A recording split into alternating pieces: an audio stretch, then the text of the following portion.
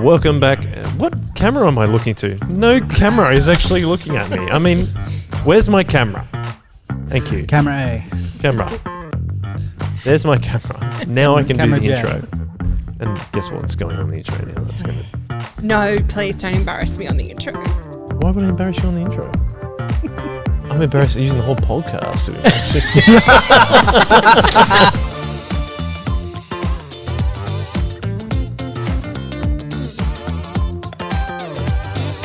That's the intro to the Chip Lunch podcast. Stop laughing, get serious. I've heard of you at the end of this tube that you're listening on the end of. I've had enough. It's time to listen. Welcome back to the Chip Lunch podcast. And we're joined by two people today. Ooh. Yes. Brayden. Oh, hello. Hello. How are you? I'm good. How are you? Good. I'm enjoying your return after me and Ethan taking over the helm in the last As episode. am I. Yeah, it's How very dare good you. to have you back. Yes. Yes. Always good to have me back, isn't it? Isn't it, listeners? Where's my camera? Yep, that's Yes, the listeners really care about which camera you're talking to. Yeah, the people listening is like, what is he talking about? Anyway, it's lovely to have you back, Brayden. It's lovely to be back. Yes, of course. Anything you want to enlighten us with, or we just... Oh, no, I'm very excited for our special guest. By the way, just before we get to a special guest, Jen, we're missing something in the studio. Are we? Yes, we're missing Nikki's picture. Oh, well, excuse me. No, It was the donated picture's to the gone now. studio. And anyway, that's all right. It'll come back. It's very important to me. Anyway, let's introduce our guest. Hello, Jen. Hello. How are you? I'm good, thanks, It's Joel. fantastic. How are you? I'm good, thank you. It's fantastic to have you on the podcast. It's been a few months in the making. We've been wanting you to come on for a while, and now you're finally here. I understand that there was a prerequisite that I would be on the podcast, so here we are. I always love chatting to you, Joel. You know that. What else was on the rider? I'm very interested. That's right, Was there yeah. any other demands? No demands at all, actually. There's like a large platter of fruit. You know, like those bands that just put like on their rider, it's like 400 litres of milk and they don't drink any And of a it. box of kittens. And a box of kittens, some green turtles, and a dog in a hat. And only brown M&Ms. Yeah, that's right. That's what it's like. I'm quite low maintenance. That's good. Excellent. Yeah. Are the people that ever say they're low maintenance really low maintenance though? Maybe not. I don't know. Sorry. Maybe I just try to be low maintenance. Yeah, that's great. I'm just trying to make you feel comfortable. Just because we have fun on the Chip Lunch podcast. But one way we have fun is the first question that we ask everyone that comes on the podcast. It's nothing to do with being Christian. It is, how do you like to eat your hot chips? Well, I had a look and I think I'm odd because I like mine with plain salt. No, you're not. You are No chicken salt. unorthodox. No. And I like Orthodox. I like them. I like the crinkly ones. Oh, okay. Ooh, Crinkle cooked cuts. crinkle cut. Crispy. Yeah. Yeah, okay. Where is there a spot? Yeah, that you Menai like? Deli. Menai Oh. Deli. Yeah. Again, in the south of Sydney, if anyone's not Yes. from the Southern Shire listening to this. Menai Deli. Yes. Have they been there for a long time? Very long time. Yeah. Long as Right. I've been in Menai. So you've been visiting them for a long time? Yes. Where Deli does hot chips? Yeah. Hot chip and chicken. Oh, wow. Excellent. And any sauce? Do your own sauce later because Yeah. they kind of overdo it in the shop normally. I hope you're listening, Menai Deli. So do my own later. Yeah, a very loyal customer is telling you what they need to change. It's the sauce. So they put sauce on it. You prefer to have your sauce? On the side. I prefer that too. I don't. Yeah, yeah. I want to do my own sauce yeah. as well. Sauce on the side. Good Yeah. old dip in. Yeah, exactly. Yeah. So you They won't. get You, soggy quicker. yeah, do. That's Yeah. exactly why, right? It Yeah. gets too soggy. Like if you're transporting it somewhere, Yeah. you need to obviously get it, and you want to enjoy it at your place of residence or wherever you're taking it. And if it's sauce on it and it's sitting in sauce for too long, it's too soggy because you want the crispiness you're talking about. Absolutely. Crinkle cut is an interesting choice, though. Is that because you just are against any other forms of chips? Or it's just you just like the texture. No, that's just that's my first preference. Okay. I generally just like chips, to be honest. Doesn't really matter how they come, but That's great. Well, I like that you're on the plain salt wagon Yeah. along with me. plain salt. Yeah, that's excellent. Second question. Why is that? This is going to be a great story. How did you become a Christian, Jen? So I went to Sunday school as a child. Do you mind if I ask where that was? Yeah, at Holy Trinity at Panania. Okay. Ooh. And so I always knew the stories that you were taught at Sunday school, but I didn't become a Christian until I was 13, and I was on a camp at Teen Ranch. And so for those that love cricket, the guest speaker was Brian Booth, who is a famous cricketer. Oh. And he talked about giving your life to Jesus. And then afterwards I went and prayed with the program director at the time. His name was Leighton Stace, and became a Christian at 13. Bit rocky from 13 to kind of maybe 25 or 26. But generally speaking, then have been a Christian for, 39 years. Do you remember what struck you when you were 13? Like, do you remember anything about what he said or what you were thinking? I don't know that it was anything that he particularly said. We were on the top of a hill. Oh. And it was outside. Yeah. It was freezing cold. Yeah. And there was a fire burning, like a big bonfire burning. Yeah. And there were 1 million stars in the sky. And it was almost as though God was speaking to me. It's your time. I know you know the stories now. It's your time to actually take the step and do something. And then, as I said, Leighton, who became a bit of a mentor for me as I went through life.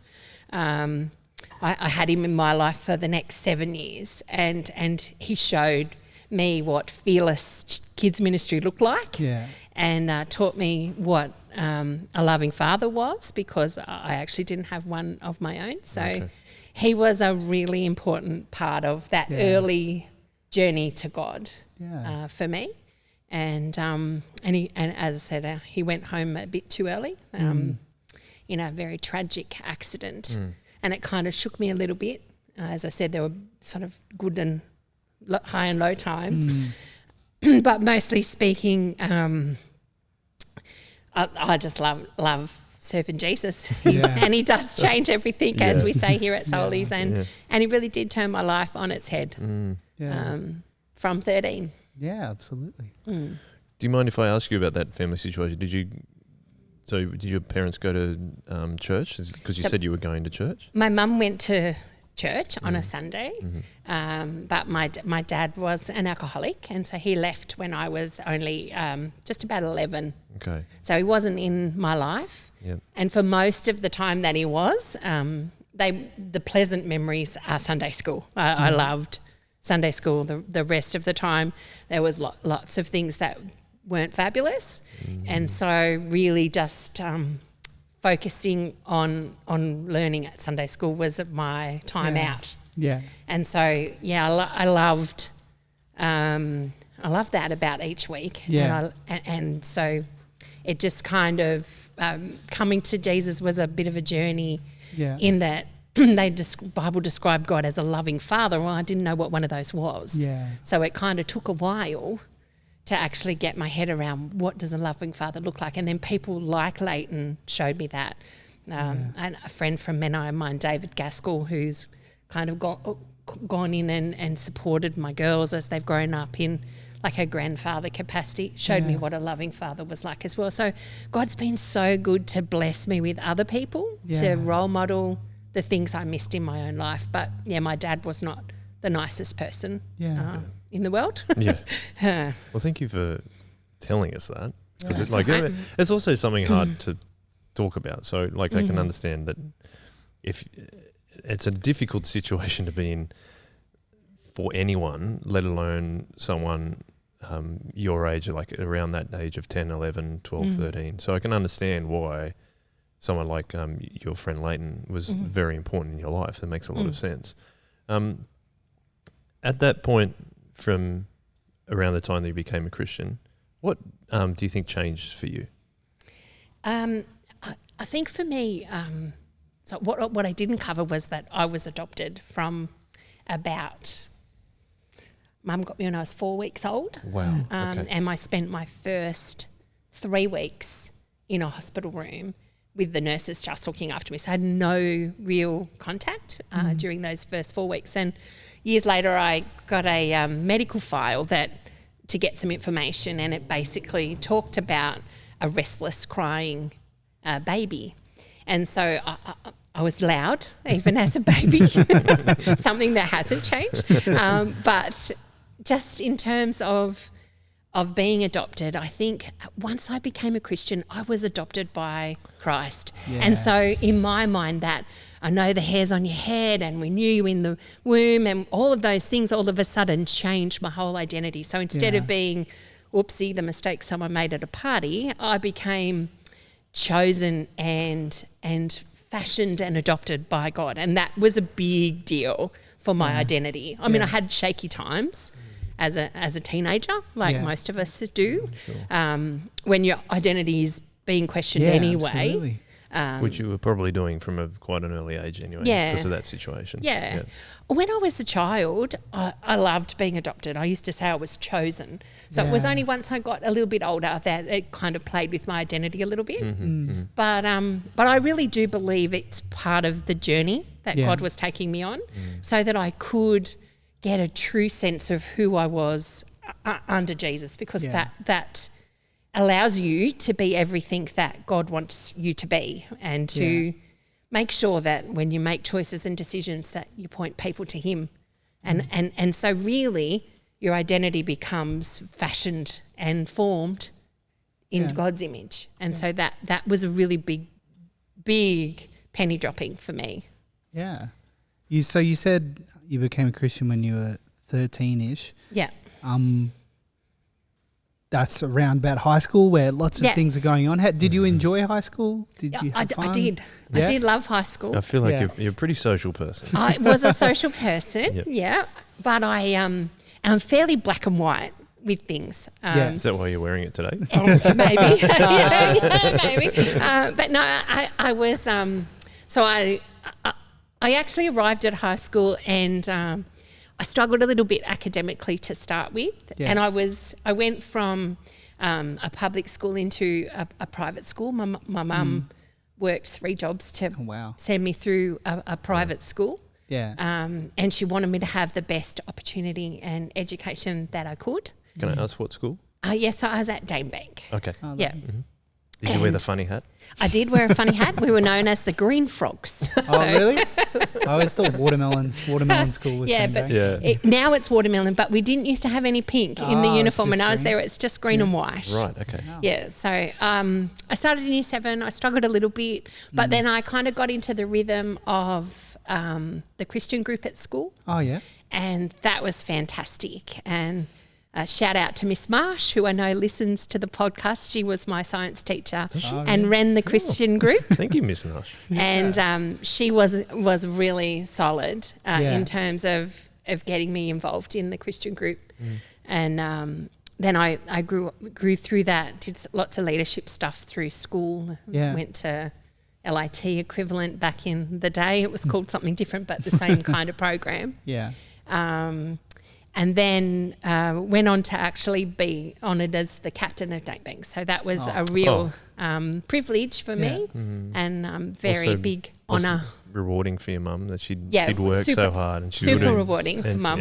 Yeah. And I think a major milestone in being able to stand in what was a church school largely. It wasn't necessarily a Christian school, but it was a church school. But as a Christian, I represented faith as the leader of the school. So pointing people to the difference Jesus makes as the captain at school was really important as well.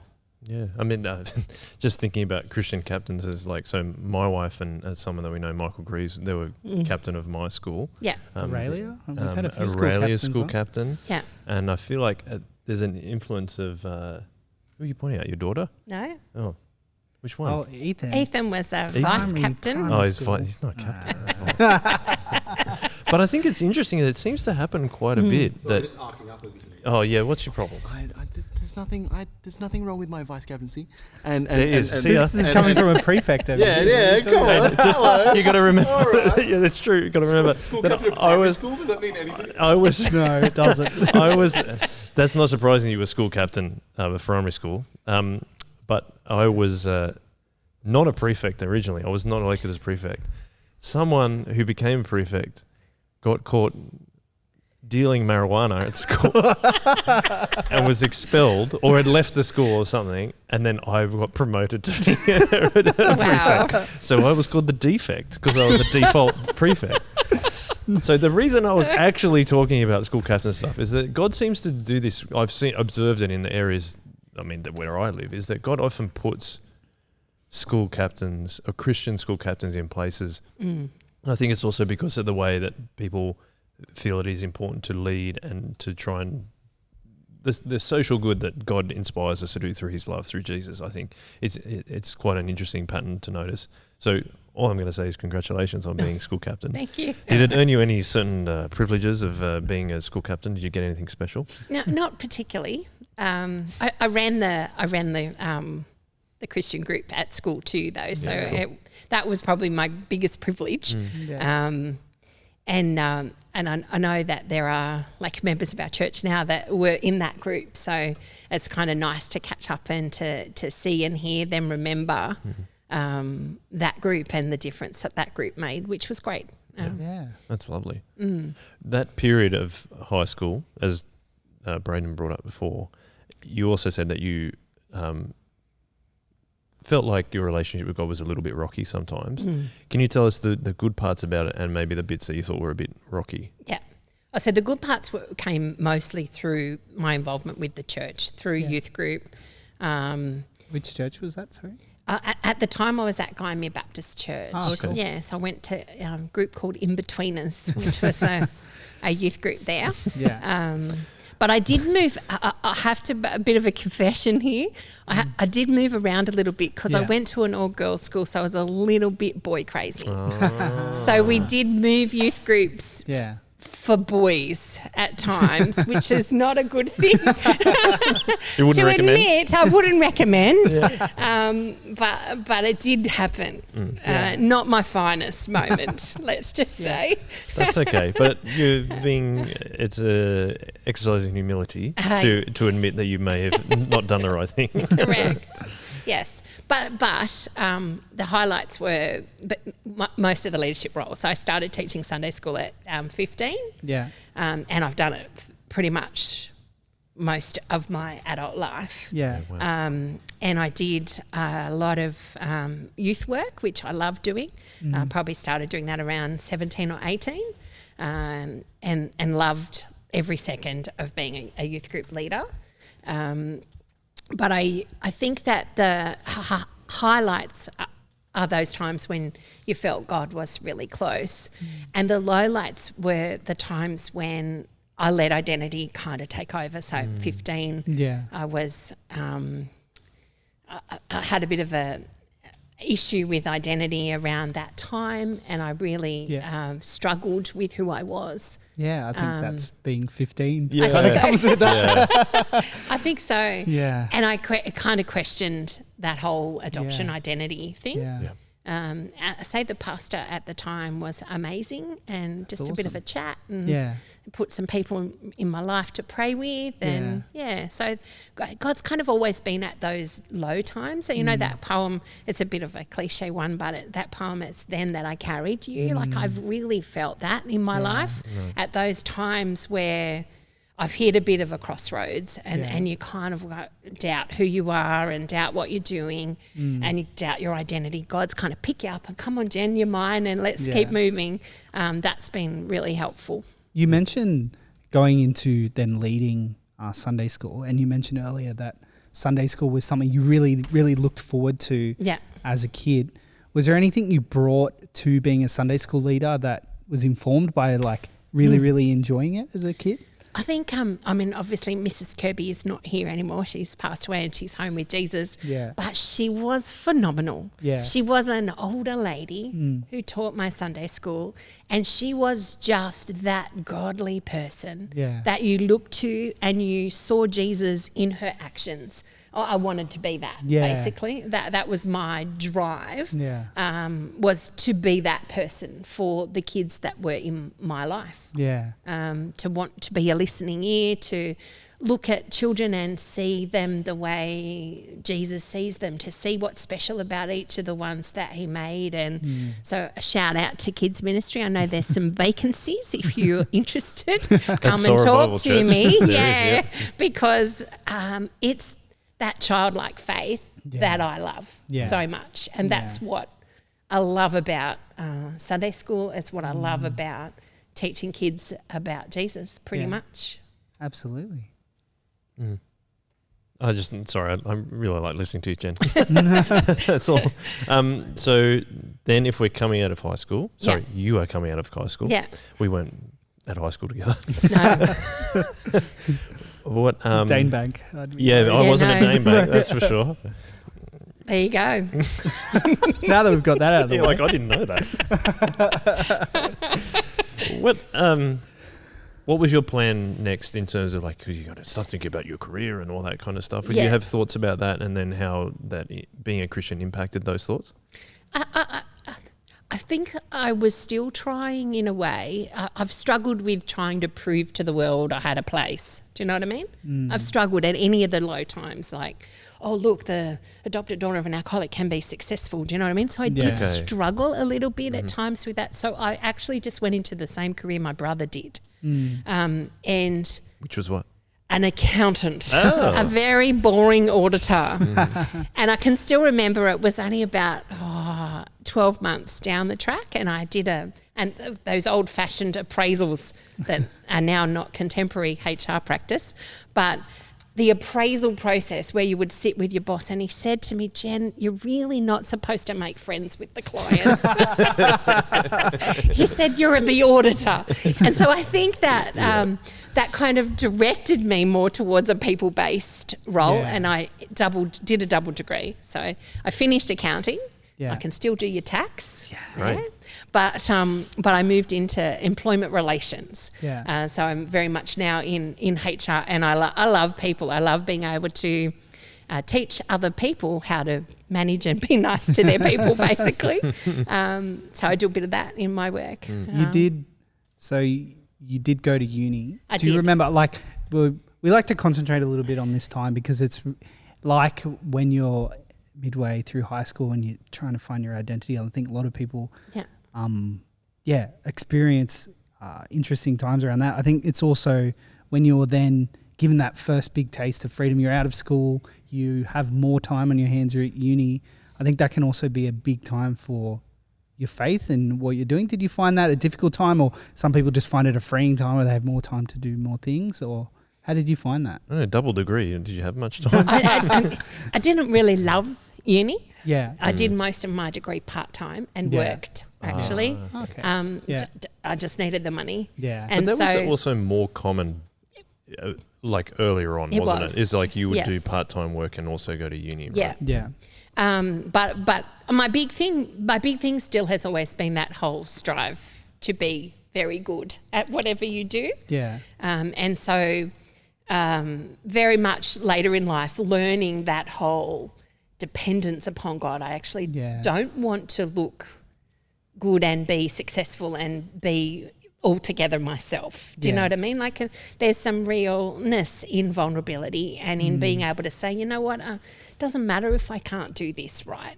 I'm doing it for Jesus. I'm just going to give it my best shot. So I think that as a young person, I struggled with needing to be very good at whatever I tried. And so I'd been diagnosed with a bit of dyslexia. I struggle to read across a line, which is a little worrying for an accountant. But,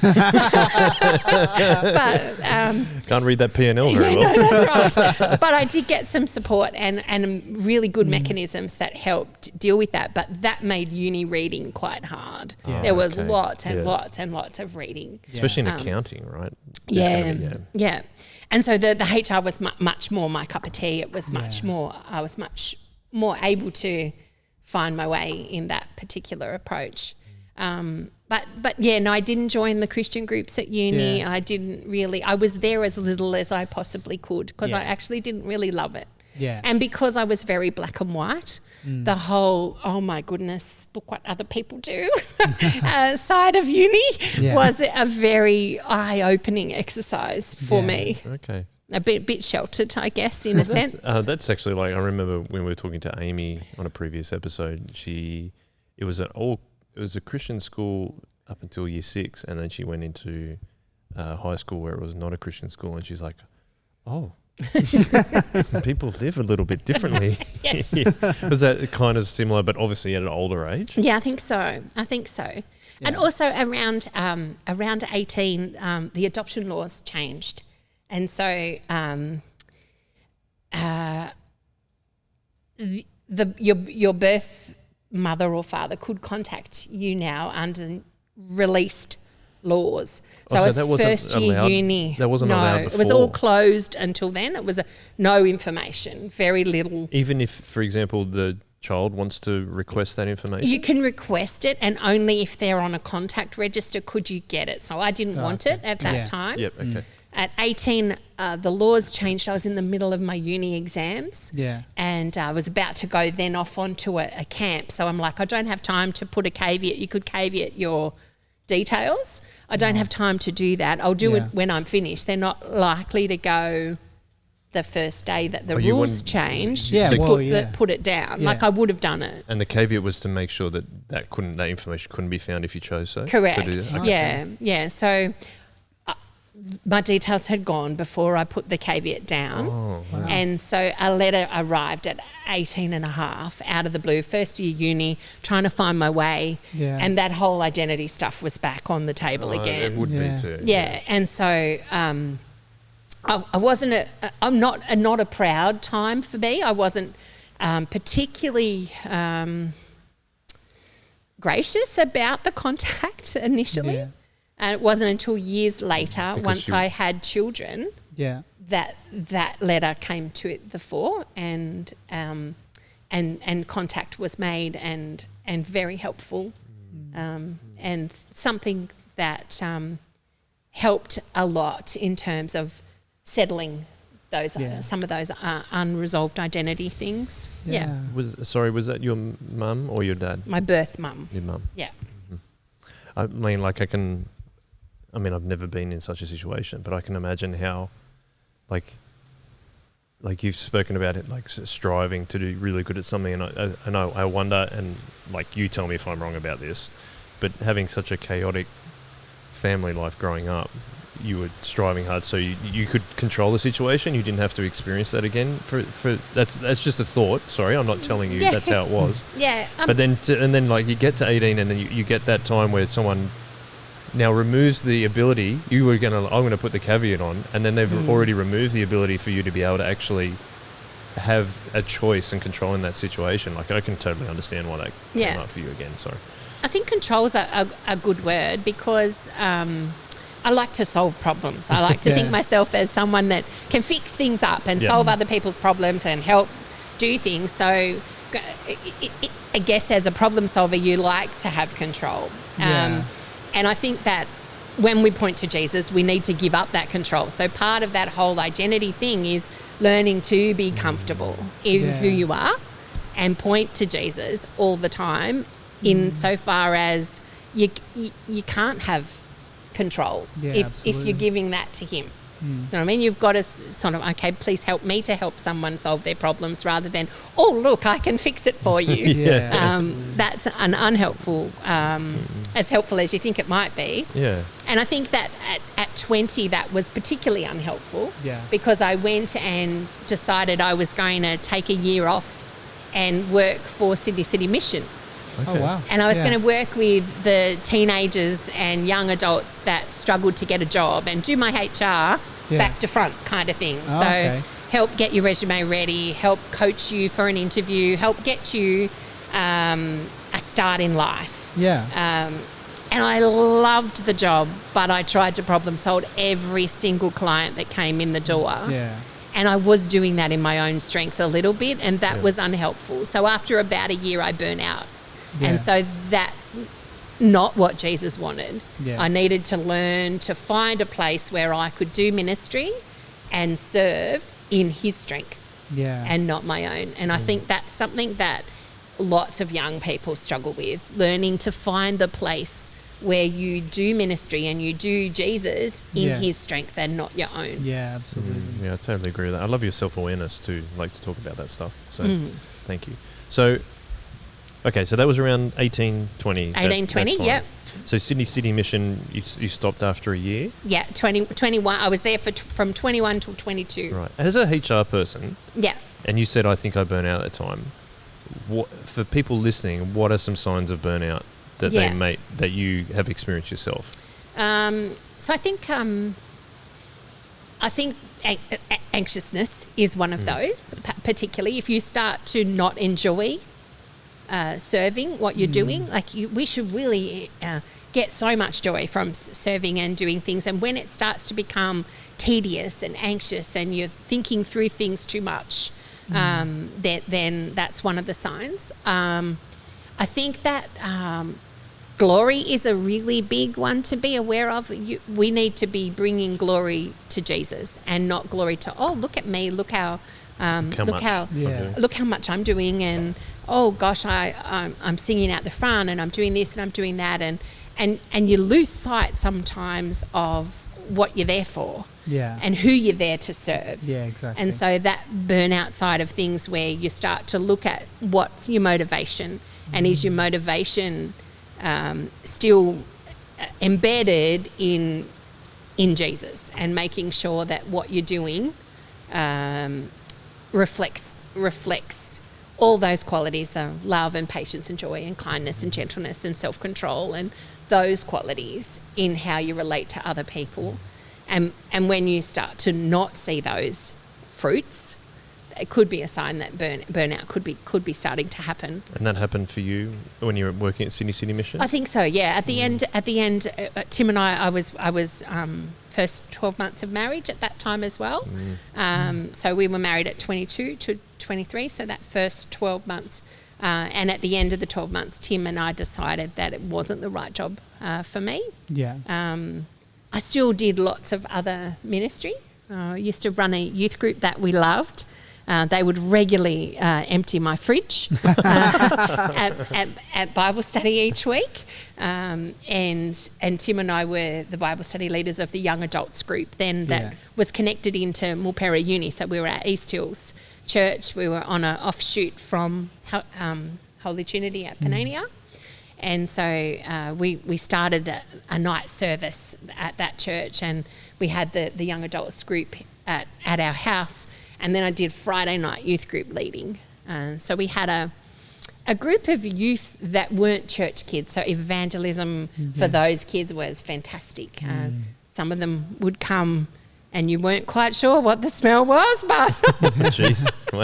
Yeah, it was a really encouraging time for me, and I had a young adults leader that did that with. So there was two of us. Yeah. And we separated them off because there was a bit of concern about them not being the sorts of kids that the church kids would mix with, which was really sad. Yeah. But it was the way that they could keep coming and that we could keep the group happening. And so I did that for a couple of years, and I really loved those kids. They were awesome. Kept me on my toes, but loved working with them. Was that at the same time as Sydney City Mission? About the same time. And so that's why you're able to compare those two? Correct. Because you were like feeling like really energized by what you were doing at church. But in the mission, you were like trying to problem solve too much in your own strength. But I think so. Yeah. And I think I was trying to do too much. And I think that's the important thing too, getting to a gauge. Like, I love the approach that we have at Solis where you can take a rest. Yeah. And there's no pressure, and that allows you to rest in making sure that you're in the space where you're working in Jesus' strength. You know what I mean? Yeah, isn't it funny that we go out and go, often like there's a comparison between going to church to be served and going to church to serve, and actually we find, and you guys tell me what you think, but we find our rest by actually knowing, like, if we go on our own strength, and go to serve, then we get burnt out and want to be served more. But if we go in Jesus' strength, we want to serve more, and then we also feel more fulfilled more as well. I just find that a really interesting contrast. And I think your story there perfectly illustrates that. And an encouragement to everyone listening that it's like we always, if we can, want to go to church to serve, because there are people that need love and care. But when we do that, and when we sacrifice, like model that sacrificial love of Jesus, we end up feeling even better.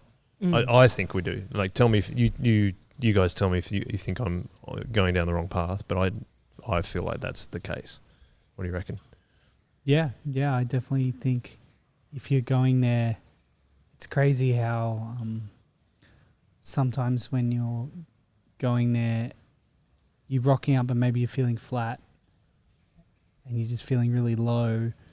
It's crazy how when you're other person centered and concentrating on just how you can help other people, how energizing that can be. I think filling up other people, coming to church and not looking to be filled up, but instead looking to fill up and encourage as many people as you can, might sound counterproductive energy-wise, but it's crazy how fruitful that can be and how much that can mean to other people. Yeah, I definitely think so too. I think even in your experience, Jen, to want to very much feel motivated to love those crew that were coming along who perhaps weren't even loved by the people in your church, as you said, but were desiring love. It's like how God uses our experiences, no matter how hard they are, to shape other people in a way that, like, again, it's that model of sacrificial love. Is that was what was happening? Because, sorry, you answer that question first, and I've got another question for you. Yeah, I think that was what was happening, and I just had a heart for people that were struggling. I just didn't want to see that happen, and I think that whole notion of making sure that we can do what we can do to shine Jesus' light to people that are in a really dark place. I think that I had a quote that in life that you don't know how dark things are until you've seen how the light shines. And I think that is like just so important. And if we can learn to find that light inside and to shine it as best we can, that's what makes the difference for anybody that's struggling. But if you do it in your own strength, pastoral care wise, that's when burnout has a tendency to creep in. And so that's where prayer becomes your greatest strength. I think I love to pray, and if I say to somebody, I'll put you on my prayer list, I actually pray for you every day the week that I say I've put you on my prayer list, because prayer is what makes the difference in those times. I think we underestimate that sometimes about how powerful prayer can be. The next question I was going to ask you, though, you also said, so we're talking about how the concept and ideas of identity came up for you because you had like different things come up about the adoption laws and all that kind of stuff. You also said you got married at the same time. Tell us about Tim, your husband. So I was 22 when I got married. I met Tim at a beach mission at Cronulla in the hall that we meet in for our Cronulla gathering. Yeah. So Tim and I were actually in that hall. Yeah. I actually wasn't looking for a boyfriend at the time. I'd kind of gone off boys for a bit, yeah. And I met him, and he kind of captured my attention, and he was very carefree. He was very serving. He was part of the team at the beach mission, which I was just a guest. I went to hear the band play. Yeah. Jonas and the Weight Watchers, I think they were called, or something Weight like that. Watchers? Jonah and Or Whale Watchers? I can't remember what they were called. Jonah and something. It was a great band. So they're on a weight loss program while they. I don't know. I think it was. I can't remember what it was, but Jonah and something. Probably the Whale Watchers. Maybe. Because it's Jonah. But it was a great band, and I went to hear the band play and met Tim. And mutual friends then saw that we kind of chatted a bit. Yeah. And so invited both of us to their church camp the following week. So apparently, although I don't remember, my girlfriend tells me I went home and talked about him all night. But then we went to the church camp together the next week, and basically the rest is history. So we're 29 years married next month. Yeah, and it was cool that you said that, like, Tim and I decided that the Sydney City Mission was just not for us. Is that a theme that has continued on through your marriage, that you always made decisions like that together, and probably for both you and Tim? Yeah. Oh, Tim's my best friend. He's my rock. I love him to bits, and I don't know what life would be like without him in it. And when we first got married, both of us came from broken homes, and so we made a pledge that you know how they say from generation to generation we pass things down. We made a pledge that was one that wasn't going to pass down. Right. And so together we committed to that verse, as for me and my house, we will serve the Lord. And so that was Ethan and Katie had that as their sermon at their wedding last weekend, or couple of weeks ago now, but that was super special that they chose that passage, because it really did, and they didn't know that it had such a significance in mine and Tim's life. But that verse was okay, we're going to serve the Lord, and we're going to serve the Lord together. And so I am someone that's happy to sit under the leadership of my husband in my household, and he prays with me, and we make decisions together. Yeah. That's lovely. And so we're now talking mid-20s. About 23. Yeah? So you got married at 23, and then so then you stopped doing accounting? Stopped doing accounting. When did you get into HR, and how did that happen? Yeah, pretty much straight away into HR. So I went from Sydney City Mission. Yeah.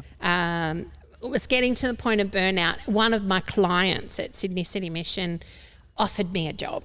And so it was God opening a door. Yeah. And I went in as a trainer. So I started as a trainer in the HR space, doing leadership training.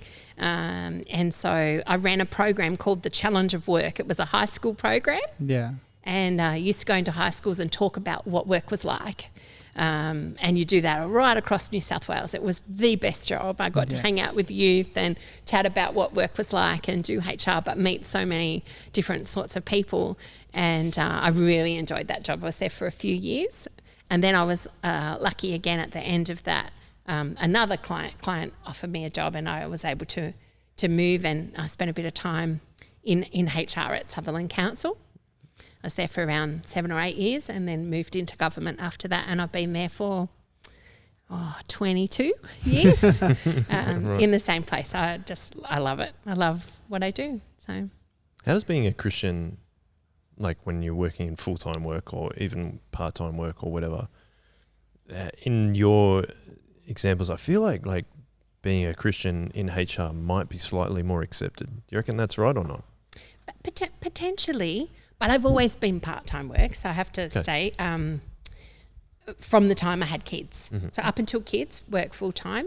From the time I had kids, best job in the world's being a mum, and that was my priority. So I made some sacrifices, some choices, some decisions, followed God, leadership around being first and foremost a mum, and then work. There's obviously times where I'd slip up and the phone would ring too much, and Katie would comment on the fact that the work phone was ringing again, and you would recheck yourself in terms of not getting overcommitted to work and not that balance. It's hard to figure that out with part-time work.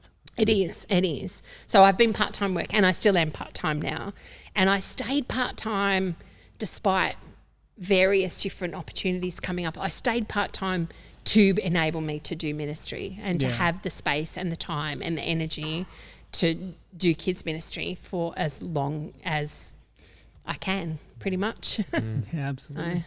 So, How much did your experiences growing up shape how you wanted to be a mum? my mum was great. She was dependable and she worked really, really hard. As you said, so you can go Yeah, pain bank, so whilst my dad was not fabulous, my mum did try her best to make up for that. But I think that I think it was more the adoption that played as a mum, because for the first time in my life, something was mine. Yeah. It looked like me and it had my eye colour and so that was exciting. Yeah. Because I had something that was mine, and I had to watch I didn't hold it too close and make sure that be thankful to Jesus, because the girls were both a huge blessing. I got 2 daughters, Courtney and Kate, and they were a huge blessing in my life. And as I said, absolutely loved being a mum, but loved work as well. So after 12 months, I'd flowcharted every process you could for childhood. I had it all down pat. So nappy change was flowcharted and everything was sorted. Highlighted and that's it. colour-coded. And then Tim goes, it's time to go back to work. So I think that whole balance thing is tricky. But yeah, I think the adoption shaped more than my own childhood. How do you have any reflections on how becoming a mother changed your relationship with God? Did it change your relationship with God in any way? Or I think it changed my relationship with God in so many ways. It also opened a pathway to so many ministry opportunities. Yeah. So I ran the play group while the kids were little. I was the treasurer of one play group and I ran the leader of another play group. So it opened the opportunity to evangelise families that weren't traditionally part of church, and to talk about the difference that Jesus makes. But yeah, I just think that life is just so joyful when you hold something that God created. Yeah. It's kind of almost... it was interesting though, because the very first time they handed me Courtney, I'd been through quite a difficult time, but they handed me her and my first thought was not how beautiful she was. That was my second thought. My first thought was, how could anybody go through that and give their baby away? I mean, that was still playing on my mind. Yeah. And it probably wasn't until after I had Kate that I settled in that space. Yeah. So it just kind of flashes in at any of the pivotal changing times in your life where you're actually making a bit of a transition. So motherhood, high school to uni, all those times. It's normal for people to have something where you're challenged, no matter what your story is. Yeah, that story at those gateways can be difficult. Yeah, and I think something just so encouraging so far is just every situation that you've mentioned, whether it was high school or going through work, or as you just mentioned with motherhood, you just keep turning these opportunities to evangelism and Jesus, and it's just so encouraging to hear. And I know, like, we're only up to 20 something, and it's just so great. Yeah, that's right. I totally agree. I was a bit of a nerd, really. I loved it. Yeah, but like nerd away. If you're a nerd, you know what I mean. If you're gonna nerd out on the Bible, if you're gonna be a nerd, use it for Jesus. You know what I mean? Like it's just so encouraging to hear about the different ways you've done that. Is there talking about being a mum? That's a long time, isn't it? You're still a mum. Sorry, I should say. You're but maybe not having to provide as much care as you used to have to. I am a recent empty nester. That was where I was going. I was going to ask you that question, because that's another moment of change that you're talking about. It is actually, and I was expecting this transition to be hard. Yeah, and I was expecting to struggle.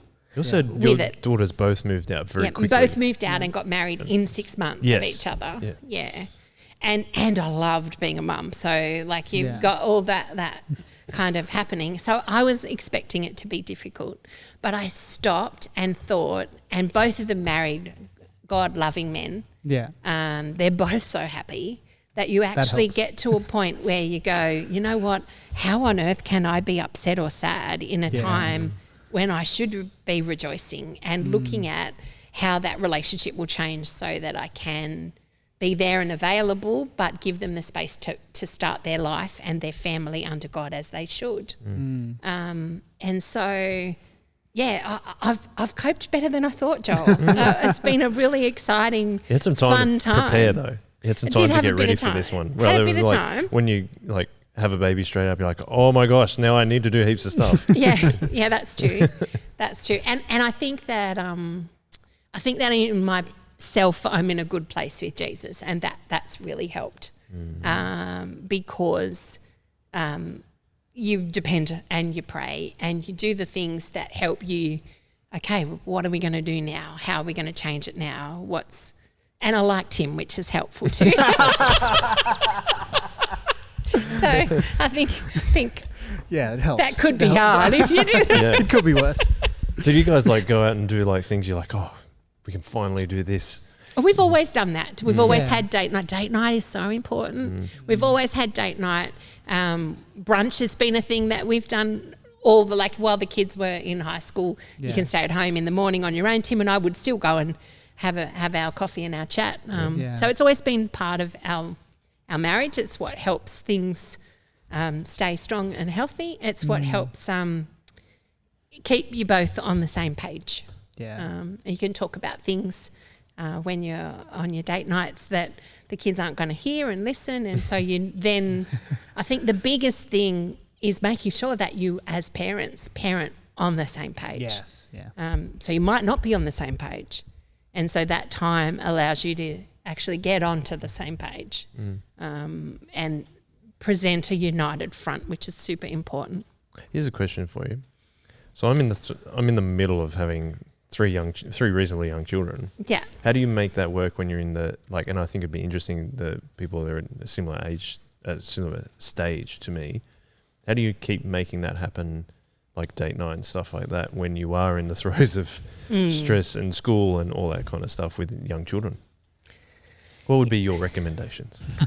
Have a nice group of people that are happy to come and sit at your house is one of those. Or be a bit creative about how you do it. So put the kids to bed and then have a picnic in the backyard. Or I like that. I think trying to be creative, both as a parent and with your spouse.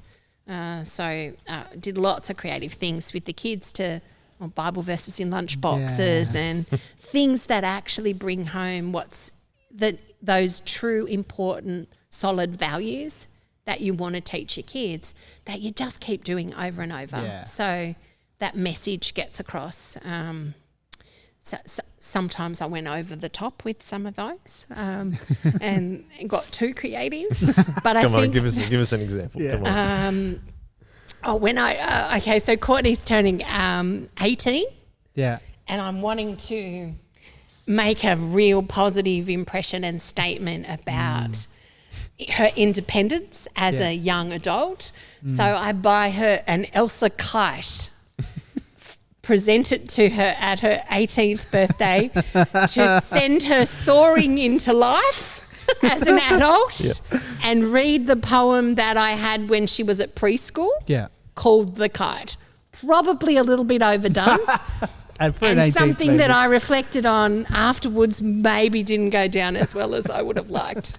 I don't know, sure, maybe it might have been a bit overdone, but I'd much and I suppose it is, I feel like it's a bit of a story of what you've told us about your life. Is it just overdo love? I don't think you can really complain about that. No, actually, you say that. If you were to ask my girls, they would say, if there was one thing you would say about your mum, that she loves very hard. Yeah, that's right. And I like that. I'm not in your family, of course, but we're in church family. But I don't know. Given everything that you've experienced, it could have gone some other different ways. And I think that in comparison to loving people hard, I'd much rather that. And that's why I'm really encouraged by you when you say that stuff. And I think it's so lovely to just know where you stand as well. I think it's so easy to assume that someone knows that they're loved, or that someone knows that you like them or appreciate their company. It's so easy to just float through life, just be like, oh, they're aware, but maybe they're not. And I think Courtney knew she was loved, I'm sure. Yeah. But she really knows, and she's not going to forget. No. You know what I mean? Like, and imagine how you said you and Tim made the promise we're not going to disrupt our family. Yeah. But then the amount of love that you give to Courtney and the amount of love that she's going to pass on to whether she has her own children or not, or other people, is, you spoke about being generationally changed. That's what it is, and it's all based on your relationship with Jesus. Yeah. So then you, the outworking of that is actually not just helping your daughters, it's helping the people that they minister to, their husbands, and everyone else that they're friends with. Yeah. So I think that's why I'm saying, if you're overdoing loving people, it's much better to be overdoing than underdoing it, I think. Yeah.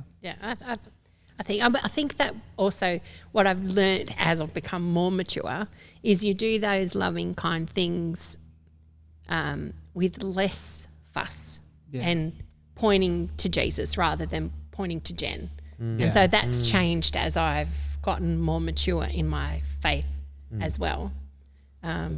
I think one of the great things I did the course here where I did the certificate of theology, and that was a really big turning point in my faith as well. I loved doing theological training and actually understanding the things that underpin the Bible. But it also, I think the thing that it showed me most is that, like, Jesus is from the beginning to the end, and so in everything that we do and learn and grow, there's always room to actually learn more and focus more on how we can change some of those too exuberant things to be more in tune with, okay, well, I don't know if Jesus would have quite done it that way. Let me think about how he would have done it. If Jesus sent a kite up. That's it. So how would Jesus do this one? And kind of taper your approach to ministry and to life and to loving a little bit around, well, how would that have happened? Can I ask the final question? Yes. Which is, we've only really just started doing this in the last maybe, 10 episodes or something like that. Looking back over your life, first of all, I should ask, is there anything else you'd like to tell us about your life that you haven't told us yet? Sorry, that's a different question. I've told you lots. I know. I've enjoyed it. Probably not. There's always room for part two. Yeah, you've got to leave them wanting more. Yeah, that's right. Yeah, give the people what they want. So the question is then, looking back over your life now, what would you like to tell your earlier Christian self, given what you know now? Honestly, Jen, do it in God's strength. Yeah. And know and be comfortable, safe and secure in who he made you to be. Yeah. And I think that's something that everybody struggles with. Just God made us the way we are, and we want to change it. And we just need to get to a point where we're, okay, I'm a little bit too fat, but I'm comfortable with that because that's how God made me to be. I can try as best as I can to fix that and to be healthy and to do the things that I do, but I just need to be comfortable in who and how God made me to be. Yeah. And at that point, when you can be comfortable, I think that you get to a point when you're probably more useful for Jesus because you're not worrying about yourself anymore. Being freed of that, right? Yeah, it gives you the energy to pour into other people, like you were saying, when you actually arrive and you start to practically show that love. So I think that would be nice to have been in that comfortable place much earlier in my life. But I don't know that anybody is. And I think it's probably a journey that everybody faces.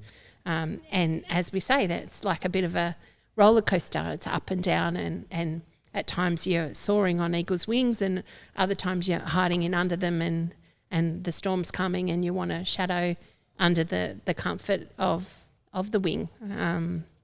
So I think at times That's my big thing. Yeah. I mean, be comfortable. I was thinking about, just as you're saying that, and also talking about turning down the over exuberance a little bit. But I think it's just part of your sanctification, just the process of sanctification, and the way that Jesus continually is working on us, even if we don't think we're working on ourselves.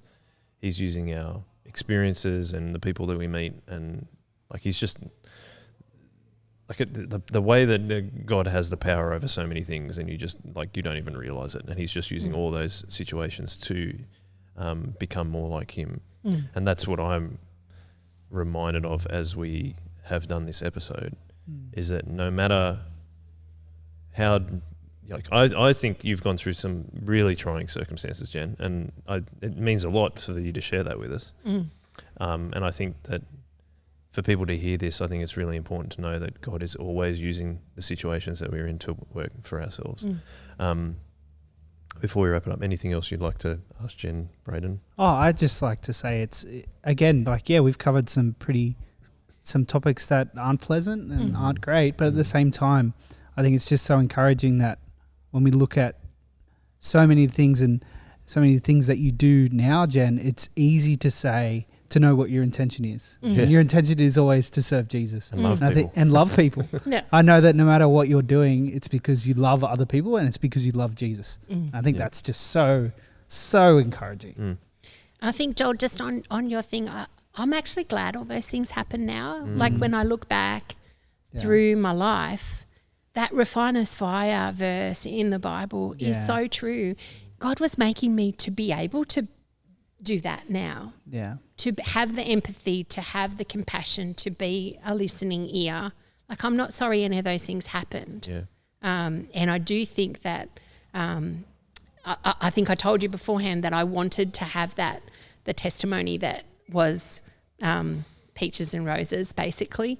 And I didn't have that. But I used to listen to it all the time as a young person and think, oh, now I'm happy that I have the testimony I have because God's been able to use it so many times. So I'm actually thankful for the things that have happened and the way they've shaped me. Yeah.